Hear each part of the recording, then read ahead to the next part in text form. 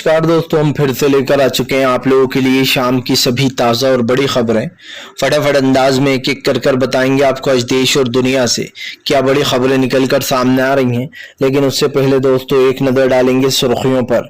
प्रधानमंत्री नरेंद्र मोदी के ऊपर जमकर गरजे राहुल गांधी। राहुल गांधी ने कहा प्रधानमंत्री ने सिर्फ जनता को धोखा दिया है। तेलंगाना से राहुल गांधी की हुंकार। वहीं पर अगली बड़ी खबर में हम आपको बताएंगे दोस्तों, आजम खान का जवाब सुनकर झटपटाई बीजेपी। आजम खान बोले डरा हुआ लोकतंत्र गुलामी से भी ज्यादा खतरनाक होता है।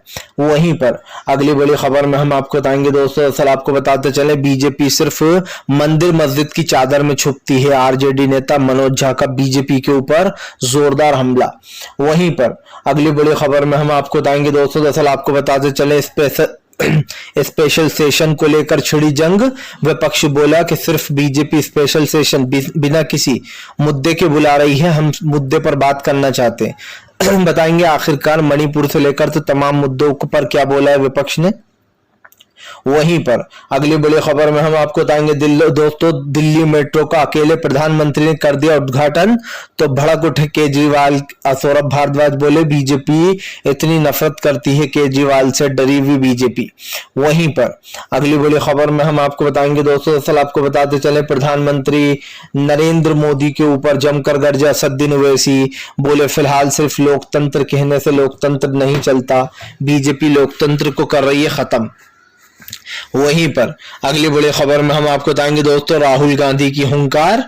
बोले बीजेपी एएमआई और जो है यहाँ पर तेलंगाना के केसीआर, ये तीनों जो है एक ही थाली के हैं, तीनों मिले हुए हैं। बीजेपी की मदद करती है एएमआई और जो है तेलंगाना के मुख्यमंत्री। वहीं पर अगली बड़ी खबर में हम आपको बताएंगे दोस्तों, दरअसल आपको बताते चले मल्लिकार्जुन खड़गे का बीजेपी के ऊपर बड़ा हमला। बोले प्रधानमंत्री सिर्फ झूठ बोलते हैं और भाषण देकर चले जाते हैं। बताएंगे आखिरकार 2024 पर भी क्या प्लान बनाया है। तो तमाम खबरें फटाफट अंदाज में देंगे, एक एक कर देंगे। फिलहाल खैर चलिए बढ़ते हैं सबसे पहली और सबसे बड़ी खबर की ओर। दरअसल दोस्तों आपको बताते चले प्रधानमंत्री नरेंद्र मोदी के ऊपर जमकर गरजे असदुद्दीन ओवैसी। बोले लोकतंत्र को बचाने के लिए बहुत जरूरी है कि लोकतंत्र के रास्ते पर चला जाए। असदुद्दीन ओवैसी ने कहा कि बीजेपी लोकतंत्र को धीरे धीरे कर खत्म कर रही है। ओवैसी ने कहा कि फिलहाल आपने नया संसद तो बना दिया, लेकिन क्या नए संसद में लोगों को बोलने की इजाजत मिलेगी। ओवैसी ने कहा कि जब भी कोई संसद में अपनी बात बोलना चाहता है या फिर वो सच लोगों के सामने रखना चाहता है, किसी मुद्दे पर चर्चा करना चाहता है, तो आप उसको रोक देते हो। असदुद्दीन ओवैसी ने कहा कि ऐसे लोकतंत्र मजबूत नहीं बल्कि खत्म होता है। ओवैसी ने कहा कि लोकतंत्र का मतलब ये नहीं है कि आपने नया संसद बना दिया अब वहां पर लोग जाकर बैठ जाएंगे। लोकतंत्र ऐसे नहीं चलता। उन्होंने कहा कि अगर आपने नया संसद बनाया है तो उसमें लोगों को उनके मुद्दे उठाने भी दो। उन्होंने कहा कि जब भी कोई गरीबी, बेरोजगारी या महंगाई का मुद्दा उठाता है पार्लियामेंट में या फिर मणिपुर जैसे मुद्दे जहां पर दोस्तों आप समझिए बहुत बड़े मुद्दे होते हैं, उसको बीजेपी नहीं चलने देती, वो सेशन को ब्लॉक कर देते हैं एक तरीके से। ओवैसी ने कहा कि आज हमारे देश में सिर्फ दो सरकारें हैं जिनके ऊपर ये देश चल रहा है, एक चौकीदार है, दूसरा दुकानदार है। आपको बता दें दुकानदार वो बेसिकली राहुल गांधी को बता रहा है, चौकीदार प्रधानमंत्री को बता रहा है। लेकिन दोस्तों राहुल गांधी का मोहब्बत की दुकान वाला बयान ओवैसी ने उठा लिया है। दरअसल ओवैसी को अच्छे से पता है कि कांग्रेस के वोटर ज्यादातर मुस्लिम वोटर हैं, मतलब मुस्लिम भी कांग्रेस को वोट देते हैं, हिंदू भाई तो हैं ही, पर मुस्लिम लोग ज्यादातर कांग्रेस को वोट देते हैं, बीजेपी को नहीं देते। तो दोस्तों इसीलिए ओवैसी की हर बुराई में कांग्रेस जरूर शामिल होती है, क्योंकि ओवैसी चाहते हैं कि जितने भी वोट हैं खास करके जो मुस्लिम लोग कांग्रेस को देते हैं वो वोट बढ़ जाए, यही बीजेपी की मंशा रहती है। सवाल सिर्फ ये नहीं है दोस्तों, बहुत सारे ऐसे एमएलएज हैं खैर जो मुस्लिम कैंडिडेट बीजेपी से खड़े किए जाते हैं, लेकिन बीजेपी दोस्तों आप समझिए एक भी मुस्लिम कैंडिडेट को राज्यसभा नहीं भेजती। उसने आज तक पार्लियामेंट में, पहले तो खैर मुख्तार नकवी थे भी, वो तो खैर बीजेपी के बहुत बड़े चापलूस हैं, लेकिन फिर भी दो एक मुस्लिम नाम थे राज्यसभा में, अब तो उन सबका एक एक करके पत्ता काट दिया गया। बीजेपी में एक भी मुस्लिम सांसद ऐसा नहीं है जो राज्यसभा पहुंचा हो फिलहाल। चलिए बढ़ते हैं एक और अगली बिग ब्रेकिंग की तरफ। बता दोस्तों अगली जो बड़ी खबर निकल कर आ रही है, राहुल गांधी का बीजेपी के ऊपर बड़ा हमला। बोले हम बीजेपी की तरह झूठे वादे नहीं करते, 100 दिन में ये सरकार को हट जाएगी, 100 दिन बाद ये सरकार बदल चुकी होगी। आपको बताते चले राहुल गांधी ने तेलंगाना में दावा किया है कि 100 दिन के अंदर ये सरकार हट जाएगी तेलंगाना की। दरअसल दोस्तों आपको बताते चले तेलंगाना में इस वक्त कांग्रेस ने पूरे जोर शोर से प्रचार और प्रसार किया। आपको बताते चले तमाम जितने भी सीएम है जीते हुए, जहां जहां कांग्रेस की सरकार है, वो तमाम सीएम भी वहां पर शामिल हुए थे। आपको बता दें तेलंगाना में जो है यहाँ पर अशोक गहलोत के साथ सुखविंदर सिंह सुक्खू हिमाचल प्रदेश के नए सीएम, छत्तीसगढ़ के भूपेश बघेल, तमाम वो लोग शामिल रहे दोस्तों जिन लोगों का कांग्रेस में एक बड़ा दबदबा है। ऐसे में उन लोगों ने भी बीजेपी को जमकर घेरने का काम किया, लेकिन राहुल गांधी ने जो बात कही दोस्तों सुनने लायक थी। राहुल गांधी ने बीजेपी के ऊपर हमला बोलते हुए एएमआई और जो है यहाँ पर दोस्तों टीआरएस, तीनों को एक ही उसमें लपेटे में ले लिया। आपको बताते चले राहुल गांधी ने कहा कि एमआई, टीआरएस और जो है बीजेपी, ये दोनों पार्टियां इसकी रिश्तेदार है। बीजेपी के टीआरएस और एमआई ये बीजेपी की वक्त वक्त पर मदद करते रहते हैं। आपको बताते चले राहुल गांधी ने कहा कि तेलंगाना के सीएम जो केसीआर है वो बीजेपी की ही बी टीम है और बीजेपी के फायदे के लिए तमाम काम करते हैं। यही नहीं, उन्होंने एएमआई के असदुद्दीन ओवैसी को भी लपेटे में ले लिया और उनको भी लपेटे में लेते हुए कहा कि तीनों पार्टियां एक ही हैं और एक दूसरे की मदद करती हैं। बेसिकली देखा जाए तो एएमआई और टीआरएस जो है वो बीजेपी की बी टीम है, ये दोनों मिलकर बीजेपी को फायदा पहुंचाते हैं। दरअसल दोस्तों हमने देखा कि केसीआर को जब विपक्ष ने अपने साथ नहीं मिलाया तो केसीआर बौखला गए और उन्होंने महाराष्ट्र में एक रैली भी निकाली थी विपक्ष के खिलाफ ही। उनके जो बेटे हैं उन्होंने बीजेपी से मुलाकात भी की थी, जिसके बाद ये कयास लगाए जा रहे थे कि क्या अब टीआरएस भी बीजेपी की बी टीम बनने वाली है। फिलहाल चलिए बढ़ते हैं एक और अगली बिग ब्रेकिंग की तरफ। बता दोस्तों अगली जो बड़ी खबर निकल कर आ रही है, आजम खान के बदले हुए अंदाज से बौखलाई बीजेपी। आजम खान ने बीजेपी को दिया मुंह तोड़ जवाब। दरअसल दोस्तों पहले तो आजम खान के ऊपर 100 से ज्यादा मुकदमे दर्ज हैं। उनके ऊपर आपको बताते चले छोटा बकरा चोरी, मुर्गा चोरी, भैंस चोरी, पता नहीं क्या क्या केस लगा रखे हैं योगी आदित्यनाथ ने। अब भी उनका दिल नहीं भरा है तो आजम खान के घर पर कभी कभी रेड पड़वाते रहते हैं। अब ऐसे ही आजम खान के घर पर एक रेड पड़ी। आपको बताते चले ये रेड बताया जा रहा है कि जो घोसी में बीजेपी की हार हुई है उसका बदला है। दरअसल दोस्तों आजम खान के घर पर जब रेड पड़ी तो कुछ मिला ही नहीं। आजम खान ने कहा कि फकीर के घर पर क्या मिलेगा, मेरे एक खाते में 10,000 थे, पत्नी के में 9,000 थे और बेटे के में भी 10-15 हजार होंगे। उन्होंने कहा कि हमारे घर में कुछ ऐसा खास नहीं था जो आईटी की रेट में मिल जाता। वहीं दूसरी तरफ आजम खान ने बीजेपी को लपेटे में लेते हुए कहा कि डरा हुआ लोकतंत्र गुलामी से भी ज्यादा खतरनाक होता है। उन्होंने कहा कि आज मुझे बहुत तकलीफ होती है जब मैं इस सरकार को देखता हूं, क्योंकि ये सरकार लोगों से बदला लेती है, ये बदले की भावना रखती है। दोस्तों एक बार अटल बिहारी वाजपेयी ने कहा था कि मन में बदले की भावना नहीं रखना चाहिए, मन बड़ा रखना चाहिए राजनीति में हमेशा। अटल बिहारी वाजपेयी का वो जो वर्ड था वो आज भी लोग याद करते हैं और उस वर्ड को लोग कहीं ना कहीं एक तरीके से उसकी सराहना करते हैं, क्योंकि बहुत कम नेता होते हैं जो इस तरीके की बातें कर देते हैं। आपको बताते चले भले ही अटल बिहारी वाजपेयी बीजेपी में थे, लेकिन उनकी जो राजनीति थी वो गंदी राजनीति नहीं थी। पहले के नेताओं की राजनीति जो हुआ करती थी वो टुच्ची राजनीति नहीं होती थी, इतनी टुच्ची नहीं होती थी कि वो आपके परिवार तक आ जाएं या फिर आपकी फैमिली पर आ जाएं और कमेंट पास करने लगे। हमने देखा है देश में क्या, देश में बहुत सारे लोग होते हैं जो कमेंट पास करते हैं लेकिन उससे कोई फर्क नहीं पड़ता है। पर दोस्तों अगर कोई एक ऐसी सरकार है जो सत्ता में है और वो इस सत्ता में होने के बावजूद एक रोड छाप या फिर यूं कहते हैं कि हम सड़क छाप लैंग्वेज का यूज करती है, तो फिर आप अंदाजा लगा सकते हैं कि उसके रहन सहन और उसकी सोच क्या होगी। क्योंकि वो जो सड़क छाप लोग होते हैं वही करते हैं इस तरीके की लैंग्वेज का यूज, गाली गुप्तार करना या फिर किसी को भी कुछ बोल देना, खास करके लेडीजों के बारे में आपत्तिजनक टिप्पणियां करना। तो इससे लोगों की वो पता चल जाती है कि ये रहन सहन में कैसा होगा। और बीजेपी की औकात दोस्तों इस वक्त वही है। बीजेपी एक बिगड़ेल बेटा नहीं होता है जो शराब पीता है, गालियां बकता है, तमाम तरीके की चीजें करता है, बस बीजेपी वही है।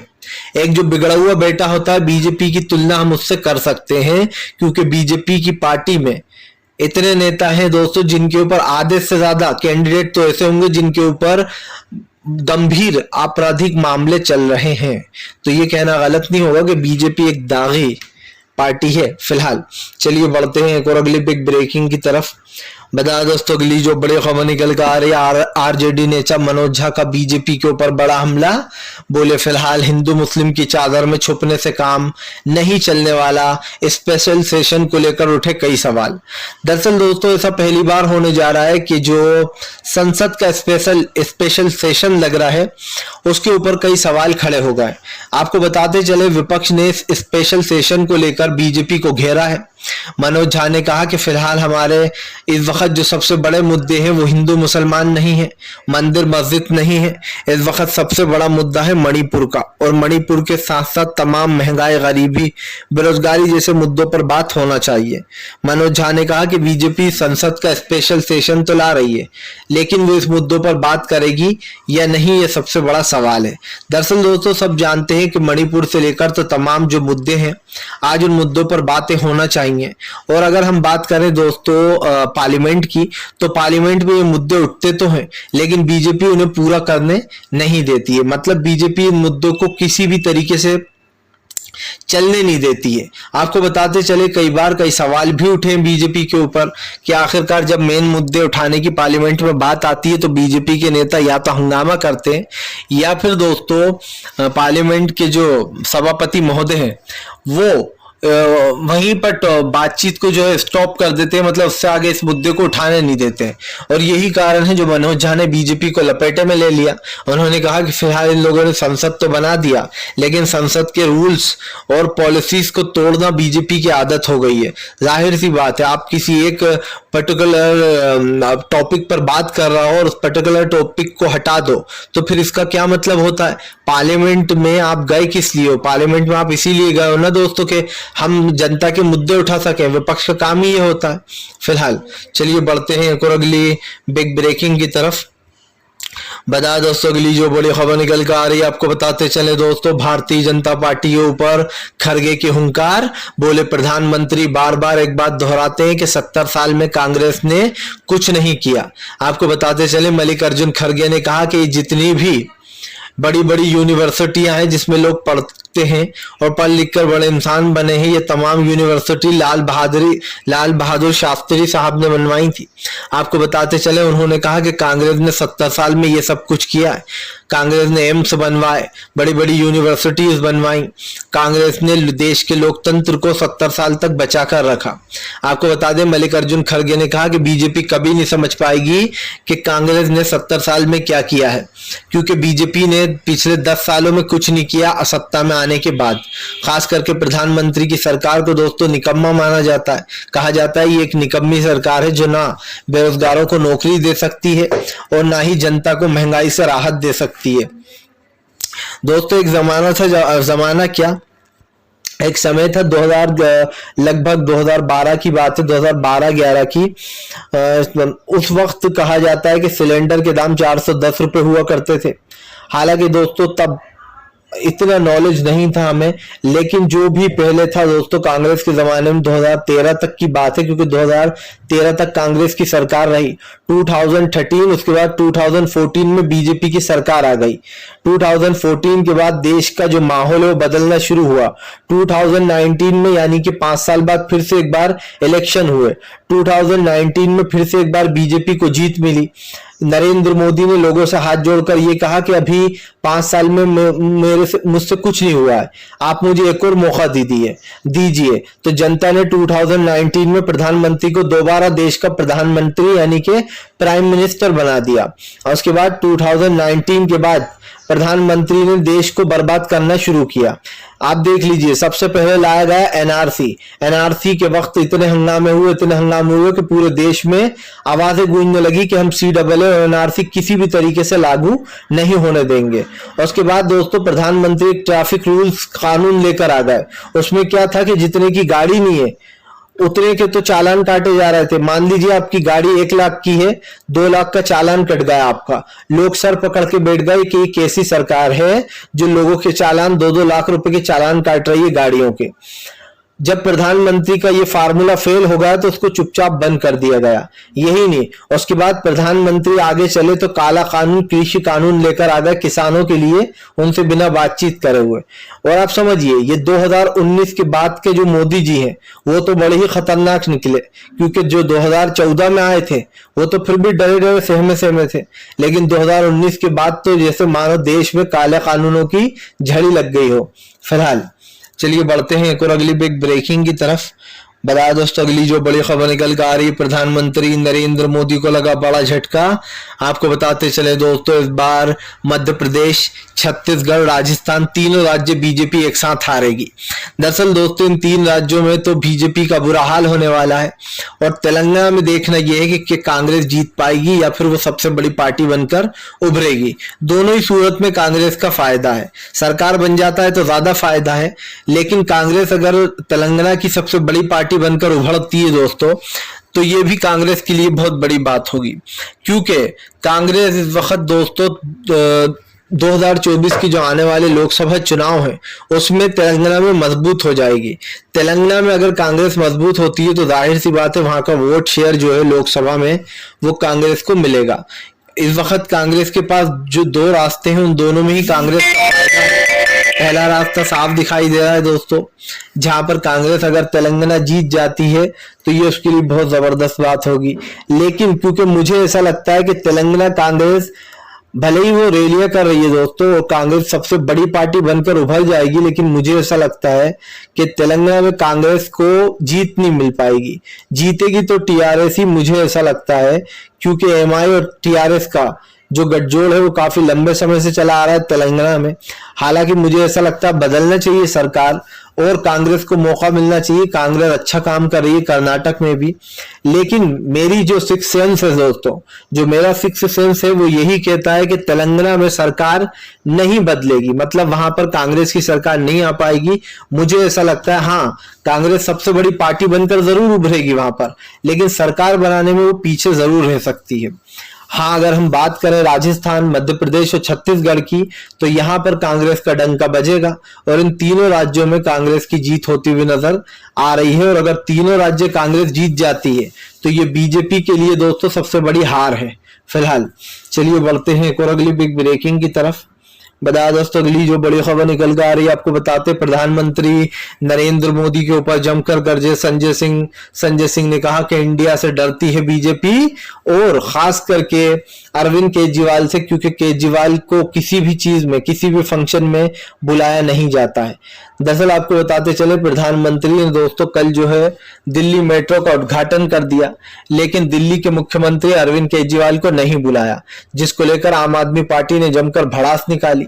आम आदमी पार्टी ने कहा कि प्रधानमंत्री अरविंद केजरीवाल से नफरत करते हैं, वो नहीं चाहते कि अरविंद केजरीवाल जो है वो खास करके उन चीजों में शामिल हो जिससे बीजेपी जुड़ी हुई है। आपको बता दें उन्होंने कहा कि इससे बड़े डर की बात और कुछ हो नहीं सकती है कि प्रधानमंत्री नरेंद्र मोदी इतना डरते हैं अरविंद केजरीवाल से। आपको बताते चले दोस्तों, आरोप ये भी लगते रहते हैं बीजेपी के ऊपर कि केजरीवाल की पहले तो ताकत छीन ली गई, अब एक एक कर केजरीवाल को उन प्रोजेक्ट से अलग कर दिया जाता है जो प्रोजेक्ट अरविंद केजरीवाल के हैं। आप समझ में ये नहीं आता है कि दिल्ली का मुख्यमंत्री कौन है, केजरीवाल है या फिर दोस्तों बीजेपी है, क्योंकि जिस तरीके का बिल लाए गए हैं और जो पास कराया गया है उसको देखकर तो यही लगता है कि भैया केजरीवाल से उनकी तमाम ताकतें छीनी जा रही हैं। एक एक कर बीजेपी जो है वो केजरीवाल को खास करके दिल्ली से खत्म करना चाहती है। हालांकि वो ऐसा कर नहीं पाएगी क्योंकि केजरीवाल दिल्ली में बहुत मजबूत है। 2 बार केजरीवाल ने चुनाव लड़ा, दोनों बार वही जीते, और अब की भी मुझे लगता है केजरीवाल की सरकार आएगी जब 5 साल बाद चुनाव होगा।